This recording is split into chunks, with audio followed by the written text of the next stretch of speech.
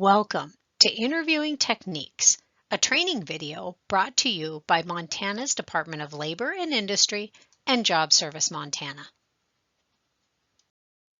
Congratulations, you landed the interview. In all of the steps leading to the interview, you had an opportunity to control what the employer knew about you. Your preparation pays off during the interview. You'll want to focus on your positive qualities. Use this opportunity to make sure that the employer remembers you in a positive light, of course, and get results, get hired. You'll want to make sure that you include the following. Your unique selling proposition. The employer wants to know what makes you different. What is your unique selling proposition? Separate yourself from others. What unique qualifications do you bring to the job? Tie your skills to the specific job. Quantify your qualifications if possible. Interpersonal skills. This is your opportunity to show off your professional verbal and nonverbal skills. Active listening, motivation, flexibility, patience, empathy, etc. This is your opportunity to ask questions and to get a feel for the specific job and the company itself.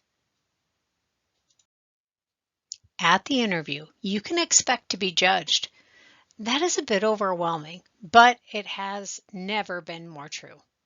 They'll be judging the way that you look, so dress appropriately. The way that you act, body language is at least 60% of our communication efforts. The way that you talk, communication skills are one of the highest rated transferable skills for any profession. The way that you behave in certain scenarios, our answers to the interview questions are the best way for them to surmise how you might react. So, behavioral questions. We'll tackle each of these topics and the different types of interview questions that you can expect and the best way to respond. Every employer is a bit different, and they might even judge the cleanliness of your car. So prepare. Dressing for success will give you a competitive edge and a positive first impression. In a recent survey of hiring managers, half of interviewers said candidates should be eliminated if they're not dressed appropriately. Before we dive in, covering how to dress professionally, consider the first rule of interviewing attire. Find out how the employers are likely to dress and go one step further. How do you know? Well, not by stalking the interviewer, waiting in the parking lot to check them out. However, you could stop by the office for a visit to check out how current employees are dressed. Or if you know somebody who works there, ask them. Depending on the type of business, you might be able to ask an employee on your visit or even just call and ask. Some other options are to check out their website. You might find pictures of them hard at work. And social media sites tend to even have more pictures to browse. General rule of thumb, dress professionally yet comfortably. Your confidence is more telling than your attire. Also, nothing too flashy. You don't want to distract your interviewer with your flashy shoes or jewelry or top. Now is not the time to be fashionable. You want to be businesslike. The first tier for interviewing attire is the bare minimum. Think church clothes. Even for an entry-level job at a fast food restaurant, you want to look like you cared enough to pick out an outfit that makes you look professional. This style is the most informal, and although you can show your personality a bit, be careful. If you wonder if it's too informal, it probably is. Err on the side of caution and step up your game. A word of advice to gender non-binary individuals. Dress within the acceptable style shown here for the gender expression you feel the most comfortable with, and present yourself as such during the interview process. This second tier of interviewing attire is business casual. We've added a sweater or sport coat to spice it up, and a little nicer pants. This is the most common style for an interview. The third tier of interviewing attire is very conservative. If you're interviewing for a professional job at a lawyer's office or an accounting firm, this is how you'll want to dress. These are good examples of clothing choices to steer clear of. Avoid clothing with words or ads, jeans, shorts, or activewear. Nothing too tight or showing cleavage or midriff. Think conservative, modest, and professional when dressing for an interview. When you're thinking about how you're presenting yourself, keep in mind you don't want to give them a reason to form a bias, something like a favorite football team or a Nike shirt. No matter the level of professionalism that you choose, think conservative. Too short of a skirt, too tight of a blouse, too low cut, they're not going to make a good impression. Less is more when we think about accessories. If you wonder if something's inappropriate, remove it or cover it up. Take out your nose ring, remove your gauges, don't wear 16 bracelets. Enhance your outfit, don't overwhelm it. The rule of thumb with jewelry is don't wear anything cheap and stick to one or less. That's true of rings, one per hand, bracelets, earrings, one per ear, none at all for men. Cologne or any kind of fragrance. You should arrive lightly scented, if at all. Overpowering scents are not the answer to your hygiene needs. Some people are super sensitive to smells, and you might not only turn them off, you might make them sick. You don't want to trigger a negative memory either. Similarly, reeking of smoke is also a turnoff. Wait until after the interview to have a cigarette. Handbags, purses, backpacks, briefcases. Keep it professional. Something that's dark, neutral colors. Something that can hold your resume, but not a second set of clothes. If you must bring a purse or a bag, make sure that it's closed so that the contents don't spill out. Along those same lines, empty your pockets so that you don't have change falling out in the interview or have bulging keys sticking out. Hair and makeup.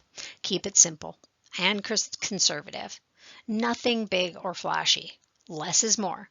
This is true of fingernails and fingernail polish as well. Tattoos, it depends on what kind of a job you're applying for, and really it does depend, but really consider just covering them up for the interview.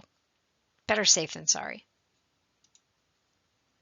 As far as personal hygiene is considered, these items should be a given, but do shower, wear deodorant, comb your hair, trim and clean your fingernails. There are a handful of things that you should bring with you. A copy of your resume, or more than one copy if you expect a panel interview, your cover letter and reference list. Bring one of each for a panel interview. Bring your ID and your social security card in case you get hired on the spot, and a notebook and a pen. And your cheat sheet. More information about that later. Use that notebook to write down the interviewer's name, their address, their phone number, and any important information. Leave your coat, your hat, your gloves, your cell phone, and your water bottle in the car. If that's not possible, make sure that the phone is turned off and put away, and ask someone for a place to leave a bag or coat if that's necessary. Very often they'll do that for you at the front desk. Before you exit the car, check your appearance in a mirror. Look up your nose, look at your teeth, etc. Some last minute items. Is your zipper zipped? Are your bra straps showing? Think about all of those things before somebody else sees them. Interviewers will be judging you on the way that you act as well as the way that you look. There are 4 different types of body language that play a role in the way that you're perceived. Eye contact. This shows your interest in the person and what they're saying, and that you're confident and sincere. Facial expressions. Practice thoughtful, inquisitive expressions and smiling. Gestures. Using your hands as you talk can add value, but it can also distract. Also, be mindful of fidgeting, jiggly leg syndrome, and nervous habits. Mimicking someone else's body language can help you form a connection and can help both of you feel more comfortable. And posture. One of the most important parts of body language is good posture. It makes you look confident, professional, and prepared. When asked to identify the biggest body language mistakes that job hunters make during an interview, hiring managers named the following. Number one was failure to make eye contact. That was 68%. So one great way to do this, especially if they're taking notes, look at the top of their head so that when they do look up, they're looking right at you. The second was a failure to smile. 38% of people. So smile, even when you're waiting. Think the word smile and your face will have a resting smile face. Third was playing with something on the table. 36% of people. So keep your hands folded in your lap. Number four was fidgeting too much in your seat, and that was 32% of people. Careful of that jiggling leg syndrome and put and keep both feet on the floor. Bad posture was number five, 31% of people.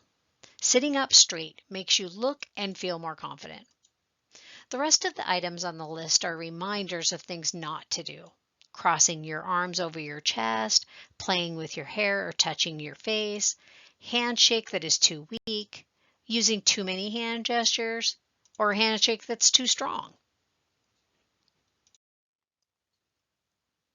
In these unprecedented times, the employer may not want to shake hands for fear of spreading germs. It's best to take their lead. If they want to shake your hand, shake away. If not, mention that you would be inclined to shake, but ... Do not underestimate the handshake. This is a crucial part of your introduction and your exit.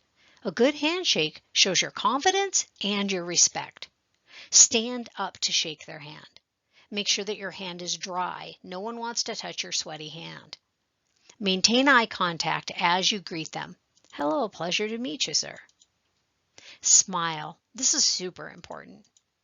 Give a firm, but not too firm, confident squeeze and hold that shake for 2 or 3 seconds. The key is a firm but not an overpowering squeeze. The pump up and down should only be once or twice, never more than 3 times. You will almost certainly be asked a question about communication skills, but the way that you communicate from the moment that you walk in the door is telling a story as well. Be professional and courteous to everyone, even the receptionist. Small talk is a great way to show your personality, but let them take the lead on the conversation topic and do not engage in a discussion about politics or something controversial. The key here is to engage in the small talk, but leave openings to close that conversation and move on to other topics at hand. We tend to talk faster when we're nervous, so make a cognizant effort to slow down your speech. Another common issue is being too quiet when we lack confidence. Mumbling or whispering will not get you the job, so speak up. Be thorough but succinct. The interviewer is very busy. Be respectful of their time by not dragging your answer on and on. The best thing that you can do to prepare is practice. Even if you have a great response memorized and ready, make sure that your answer looks thoughtful. Take 5 to 10 seconds to pause before answering. One recommendation is trying to incorporate a positive personality trait into every answer. Bookending answers with personality. Have a great attitude. It separates the winners from the losers. It can be more important than experience and it makes a statement. If you act enthusiastic and eager, the impression is that you are an enthusiastic and eager worker. If you act too timid or too quiet, it implies that you may need a lot of supervision. Managers are looking for someone who's motivated and who's excited about coming to work. Job interviews may be offered in person, on the phone, or virtually. Most of the advice for in-person interviews apply to the phone and the virtual interviews as well. And we'll go over some specific tips for virtual interviews as they've become more prominent recently. Structured interviews. This is when an interviewer asks a particular set of predetermined questions. Each applicant is asked the same question, providing an easy comparison of applicants. Questions will be based on skills and experience listed in the job description. Unstructured interview. These are questions asked that are not prepared in advance. These interviews are often called informal or casual. These interviews are more of a conversation. Your communication skills and your ability to think on your feet will come into play. Semi-structured interviews. The interview has a set of questions, but the rest are not planned and arise spontaneously in a free-flowing conversation. They tend to be a little bit less intimidating. It pays to know a little bit about the different types of interviews that employers use so that you can prepare yourself accordingly. Traditional interviews are one-on-one with a manager, a recruiter, or a supervisor. They're usually offered on site in an office or a conference room. Panel interviews are common in bigger organizations. There might be 2 to 9 interviewers that will ask a set of predetermined questions, usually rotating who asks the question. They're usually offered on site and in a conference room or virtually. Direct your answers to the group as a whole and make eye contact with each panel member. Sequential interviews are separate interviews with different people, perhaps management, HR, and supervisors. They may ask the same or different questions. Treat each interview as a separate interview. On-the-spot interviews are offered when a person applies. Always be prepared to interview when you're dropping off an application or a resume. Working interviews are offered to see how you will interact with employees and under common work conditions. Note, they must be paid opportunities. Prepare by establishing expectations up front. Pay attention to details and be enthusiastic. An interviewer is going to ask questions in an effort to find out how you will likely react in a real-world setting. There are many different types of questions, and you should be prepared to answer any of them. We'll go into detail about each of the questions on the upcoming slides, including some examples. You might get personality questions, outside-the-box questions, or behavioral, hypothetical questions, which are usually situational questions or problem-solving questions. We found a great resource about different questions an employer can and cannot ask in relation to the Equal Employment Opportunity Act, and we've posted that link on the course page. Generally, they cannot ask you your age, anything about your family status, about arrest records. Now that's different than convictions, unless it's directly related to the job you're applying for. And nothing about any protected classes or about previous work comp filings or why someone was discharged from the military. If an interviewer does bring up one of those hot topics, don't assume that they're breaking the law. It could just be an attempt to get to know you. So try to reframe the question to get at the root of their concern with grace and avoid the topic altogether. For instance, if they ask, what religious holidays do you observe? You can answer that with, I'm available to work the normal schedule required for the position. If they press on, you can respectfully ask how the question relates to the job duties. Tell us a little bit about yourself. This is generally your first question, and it's designed to speak to your personality. This is your 30-second elevator pitch. This is an opportunity to let them know why they should choose you, why and how you stand out from the crowd. Speak to your accomplishments and positive qualities. Try not to come off as desperate to get the job. What are you the most proud of when you think about your work ethic? Include those things.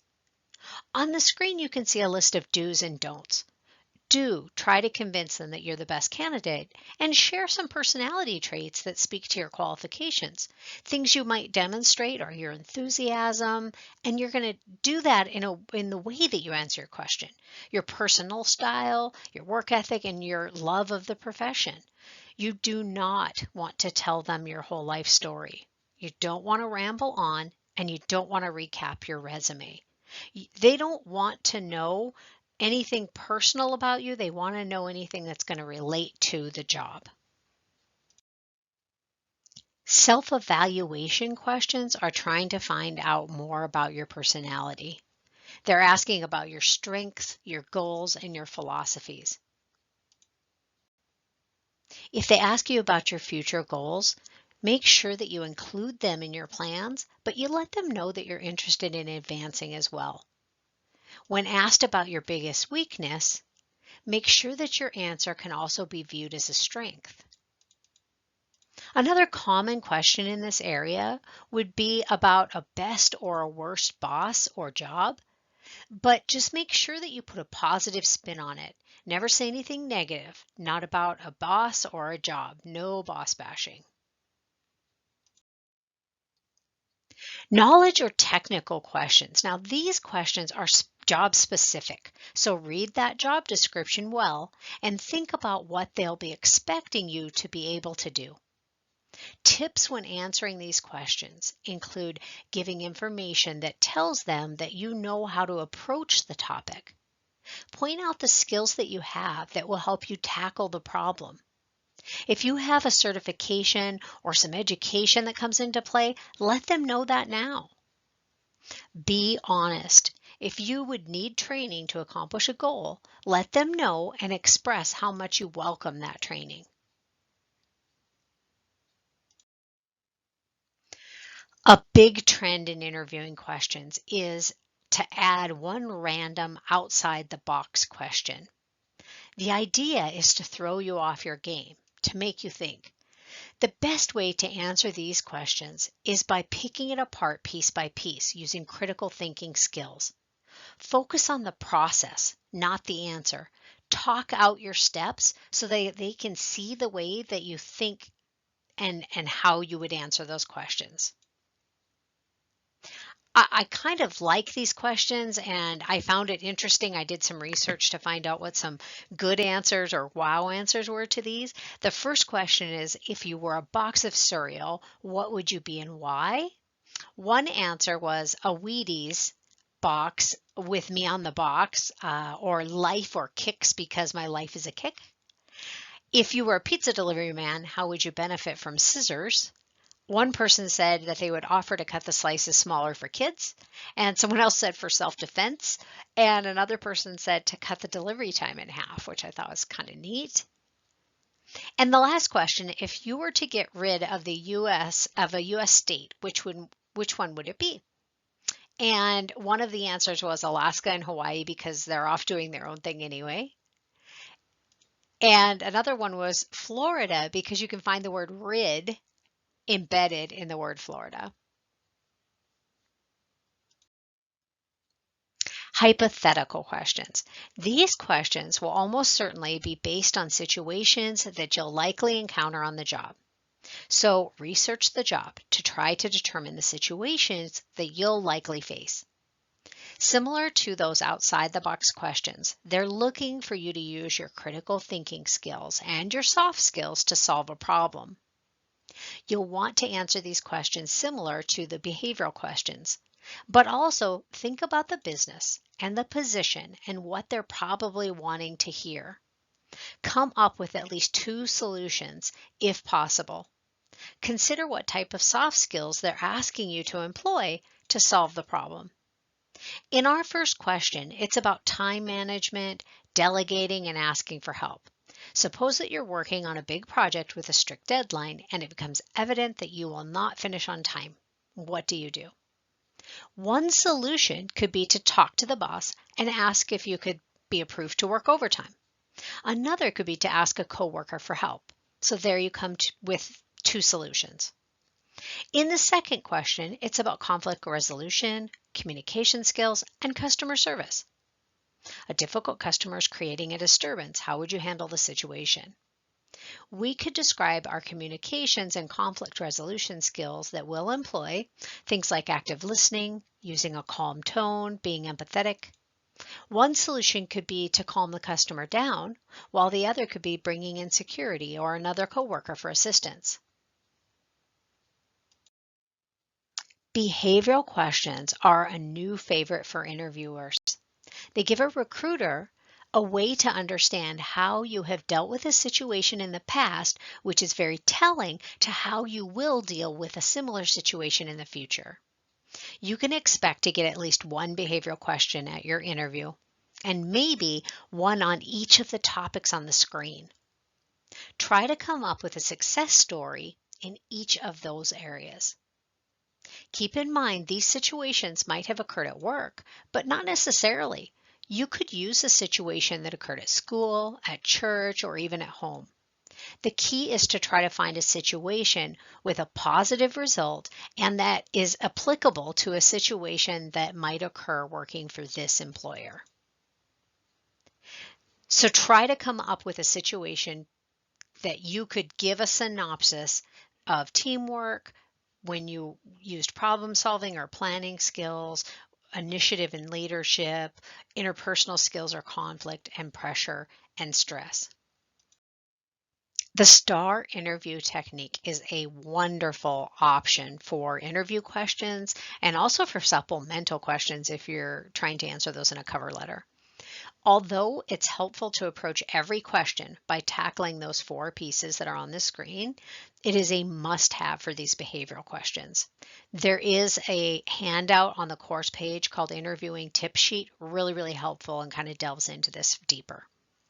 The S stands for situation, so you're going to describe the situation that you had to deal with.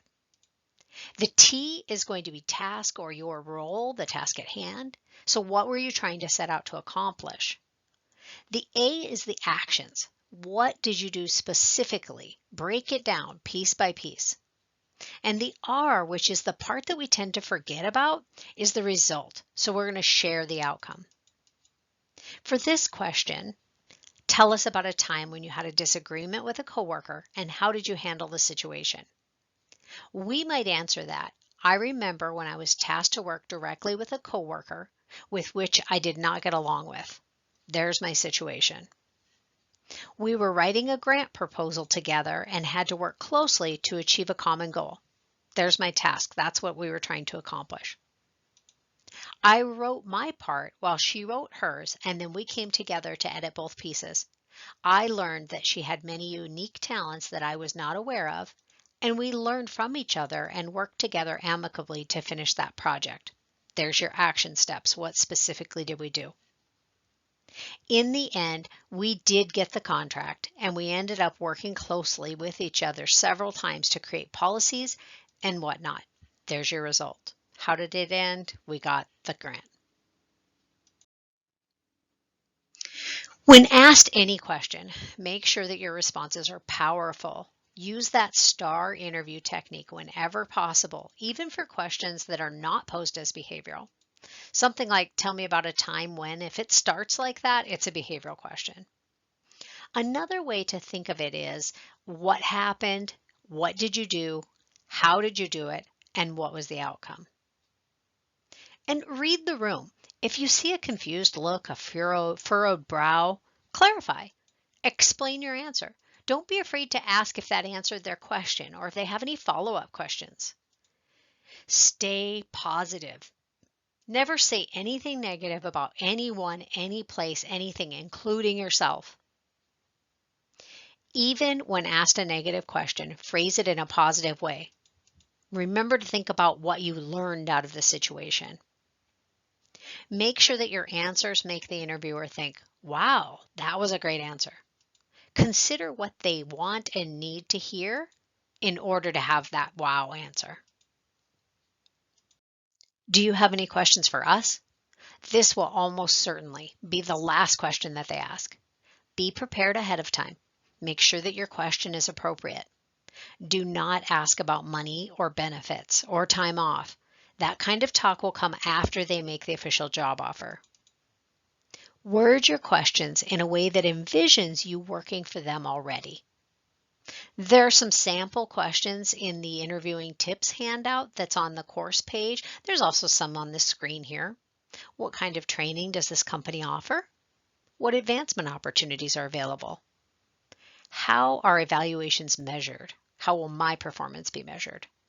And what do you like best about this company? Do not ask questions that have been answered in the job description or that can be found on their website. It makes you look unprepared. And now is a great time to ask the interviewer for a business card so that you have their information for a follow-up thank you note. One of the most valuable tools that you have at your disposal is a mock interview. Get the nervousness out of the way before the real interview. Call your local job service office to schedule a free mock interview today. So very valuable. Let me offer up some information and tips as we consider wrapping up the interview. Let's start with a look at job trends and expected changes. The average job interview lasts 45 minutes, but the recruiter may have started the process before you arrived. Some of the current trends in job interviews today are 92% of businesses use social media for recruitment. Of the 8% that did not, half plan to. 87% of recruiters who use social media use LinkedIn to check out candidates. So make sure that you have a good professional profile on LinkedIn. Indeed already facilitates automated phone screenings.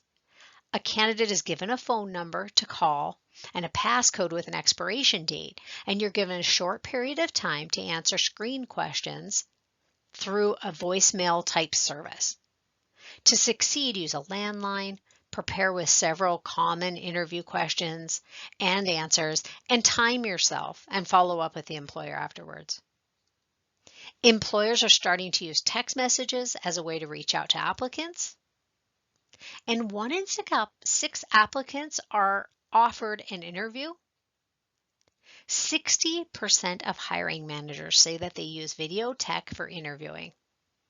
Many employers find that the traditional interview techniques do not assess soft skills well, do not identify weaknesses well, and they waste time. Many are turning to job simulations, casual interviews over a meal, making it easy to assess your social and your communication skills, virtual interviews, and virtual reality tours of the job duties. Let's talk a little bit about the newest trends we're seeing in interviews. Employers expect you to have an understanding of their company, the business that they're in, and their services. A recent survey said that 47% of candidates are rejected because they only had a vague idea of the role they were applying for or the company. People are focusing on upskilling, so your competition is stiff. You'll need to confidently project your value. Although all of the advice on the previous screen is true, now more than ever, we need to be prepared for virtual job interviews. This includes phone interviews, Skype or the like, video interviews, and even interviews led by artificial intelligence. There are many recruitment tools available to employers. Things like Skype, GoToMeeting, Zoom, Google Meet, Facebook Messenger, MS Teams.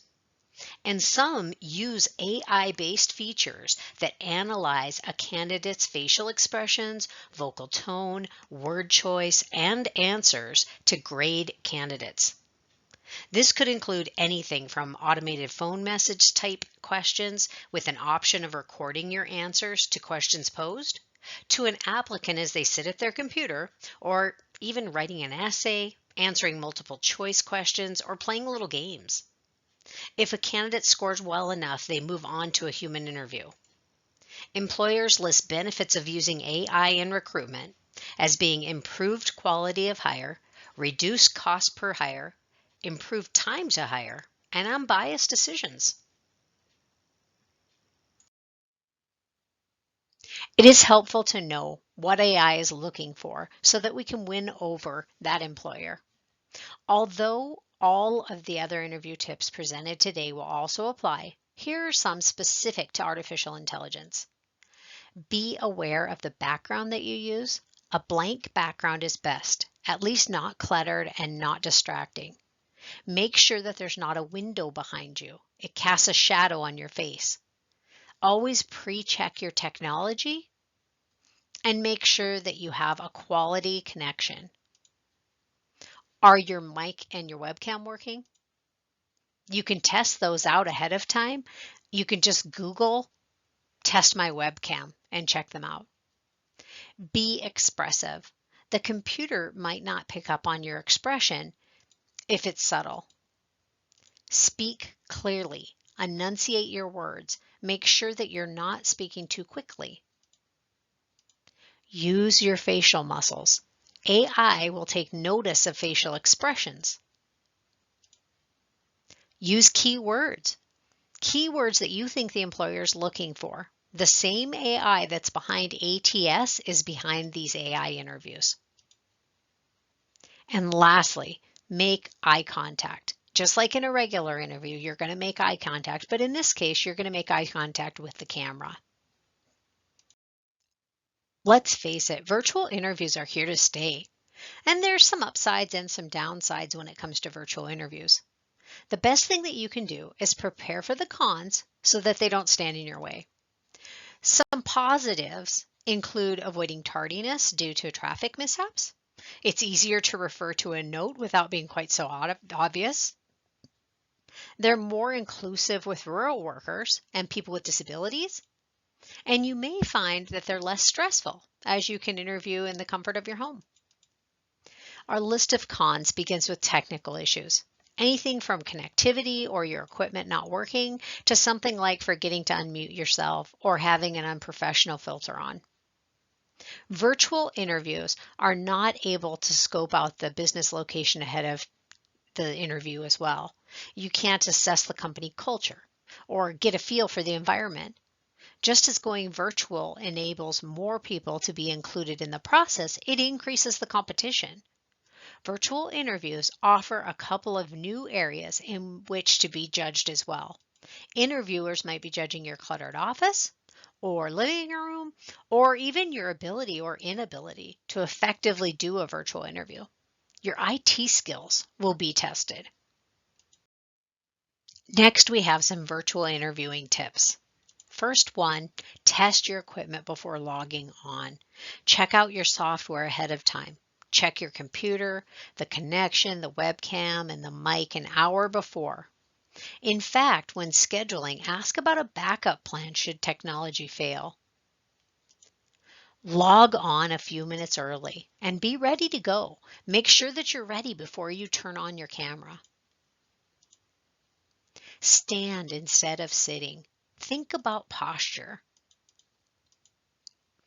If you have two monitors, you have more than one monitor, use the one that's nearest the camera. So put the window that is for the virtual interview on the monitor that has the camera so that you're making eye contact or you're looking at them and not in a different direction.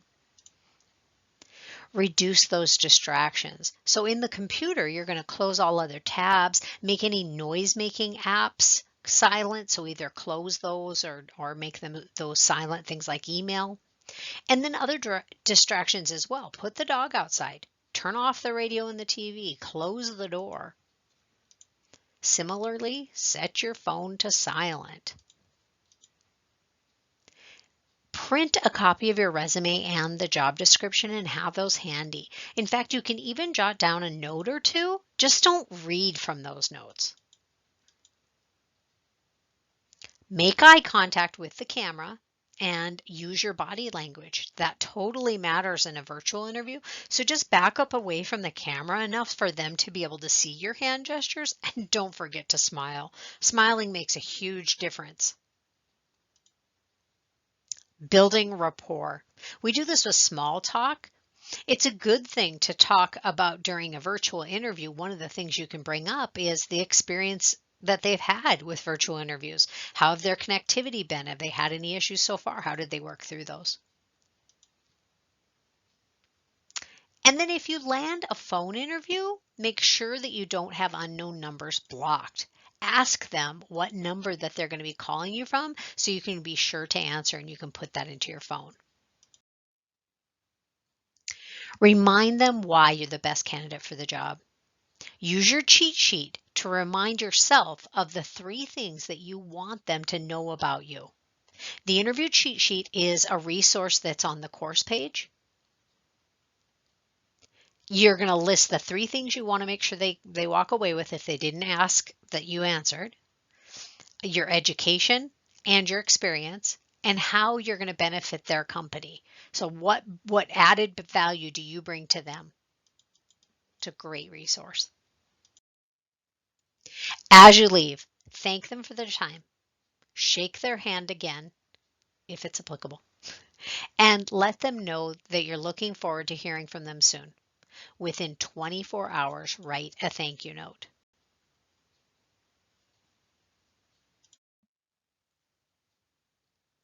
The 5-part thank you template. How much you appreciate the meeting. The thank you part. Something specific about the interview or items discussed. Remind them who you are. Why you're excited about this opportunity. A brief explanation of why you would be a good fit for this job, and next steps and your contact information. Remind them how they can get a hold of you. There's a couple samples on the page here, and we also have sample thank you notes that are resources that are on the course page for you as well. Send a written thank you note the same day or no later than the end of the week. It's okay to send a thank you email if that has been the preferred contact method so far. So follow the employer's lead. Don't send an email if they called you for an interview, but if they set up the interview via an email, it's okay to email back that thank you note.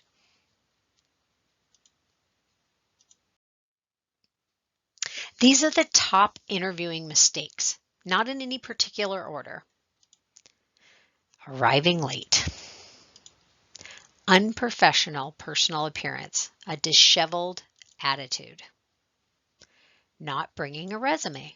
In fact, bring several in case there are multiple people in the interview. A lack of enthusiasm for the company. Talking bad about past employers. Showing an inability to take criticism. Talking too much. Silence does not always need to be filled, especially when the interviewer is busy writing answers on a sheet of paper. It feels weird to have that silence be there, but you need to give them a minute to get caught up, so it's okay. If you're not prepared to ask questions at the end, make sure you have a question or two ready. Forgetting to follow up or following up too aggressively.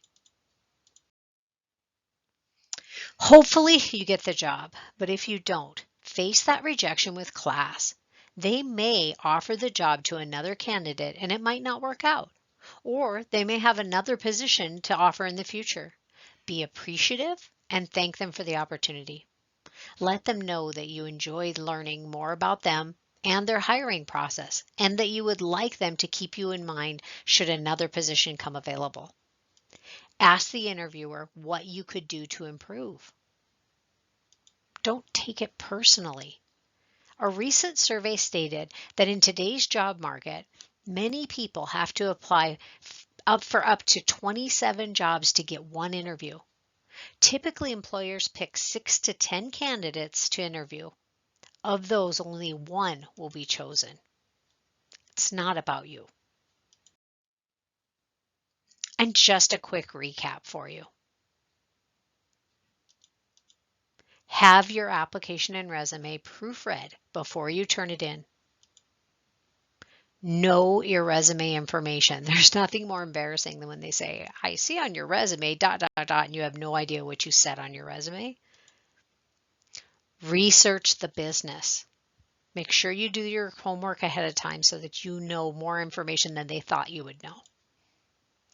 Practice your answers. Focus on the positives and have a good attitude. Be early. Be prepared. Bring your resume and your cheat sheet. Dress appropriately. Be engaging. Now is not the time for yes and no answers.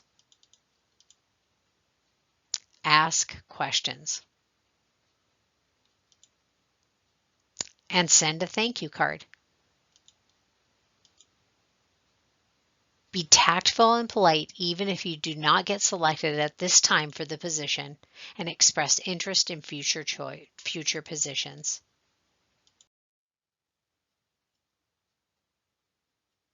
There is all kinds of great information for us to share with you. If you need one-on-one help, give your local job service office a call. We can help. We can schedule a one-on-one to do a mock interview with you, or just help you with your interviewing skills, or of course help you with resumes or cover letters or lots of other things. Give us a ring. You can go to montanaworks.gov and click on the link to find your local job service office, and you'll find our hours of business, our locations, and our phone numbers. Thank you for taking part in this training.